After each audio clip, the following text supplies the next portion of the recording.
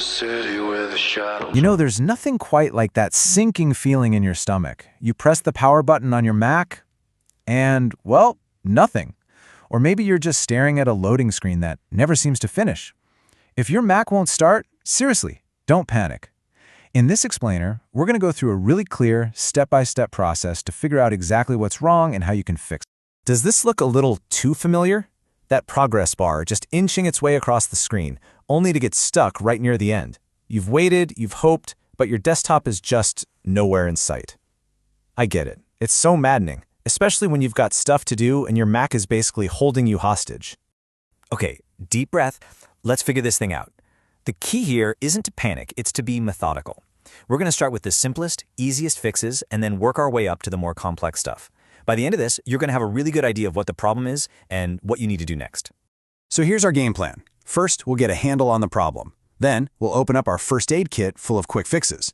If that doesn't work, we'll dive into software problems, then go on a hunt for hardware faults. And finally, we'll put all the clues together for a final diagnosis. Ready? Let's jump right in. So, first things first. What are we even dealing with? A Mac that won't boot up could be struggling with anything from a tiny software glitch to a pretty serious hardware issue. Our mission here is to narrow down all those possibilities using a simple process of elimination. All right, let's start with the basics. Think of this next part as the essential first aid you can try right now.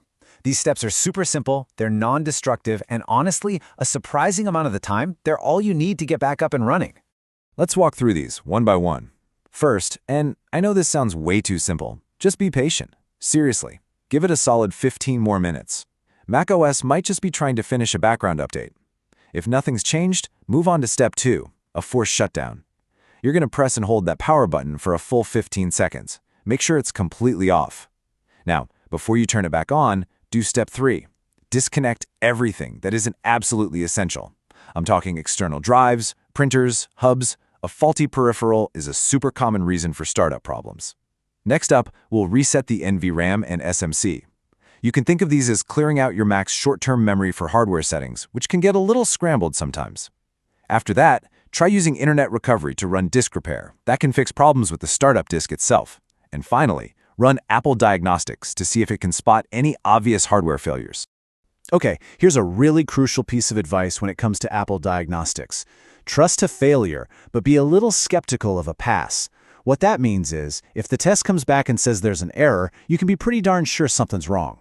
But if it gives you the all clear, don't start celebrating just yet. It's just a quick check, not a deep dive, and it can totally miss more subtle hardware problems. So think of it as a good starting point, not the final word.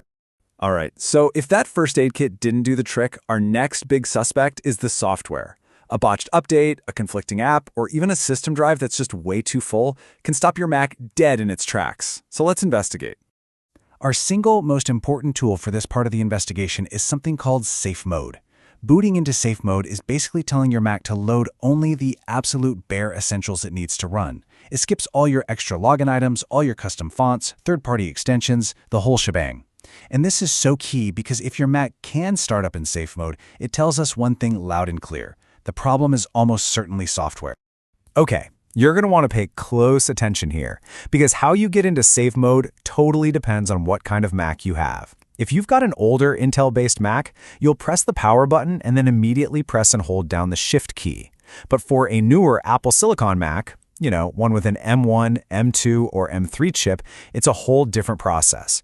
You have to press and hold the power button until you see the words Loading Startup Options. Then, you select your startup disk, and then you press and hold the Shift key. Getting this sequence right is absolutely critical. So what if it works? What if you actually get to your desktop in Safe Mode? Well, that's fantastic news. It almost guarantees the problem is some third-party app causing a conflict. Just ask yourself, what have I installed or updated recently? Start by uninstalling that software. And if you can't remember, you can actually open up the System Information app and check out the installations list. You can even sort it by date to see what you added most recently. Now here's another really common software culprit, a full hard drive. I absolutely love this analogy. When your drive is totally packed, macOS has zero room to operate. It can't create temporary files. It can't shuffle data around. It really is like a sock drawer that's so full you can't close it, and the system just gets stuck, constantly trying to make space. And this shows you exactly how to fix that, even when you can't boot up normally. The secret here is recovery mode. By starting up in recovery, you get access to a bunch of tools before the main operating system even tries to load. From there, you can open up Disk Utility and see exactly how full your drive is. It's also a good idea to run a disk repair while you're there. Once you've confirmed that space is the issue, the solution is pretty straightforward. You gotta free some up, either by moving big files to an external drive or just deleting stuff you don't need anymore. Alright, so if you've ruled out software, it's time to put on our detective hats and start hunting for hardware faults. We're going to listen for sounds and look for specific symptoms that can point us directly to the component that's failing. Let's start with a really telling question. The second you turn your Mac on, do the fans spin up to maximum speed? You know, like a jet engine taking off, even though the machine itself is totally cold to the touch? This is a huge, huge clue. When you see this, it almost always points to one thing: missing sensor data.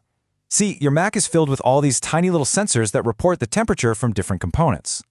If one of them fails or gets disconnected, maybe from the trackpad or the battery, the Mac basically panics. It has no idea how hot it is, so it just assumes the absolute worst and cranks the fans to max while slowing the processor to a crawl, all to protect itself from damage.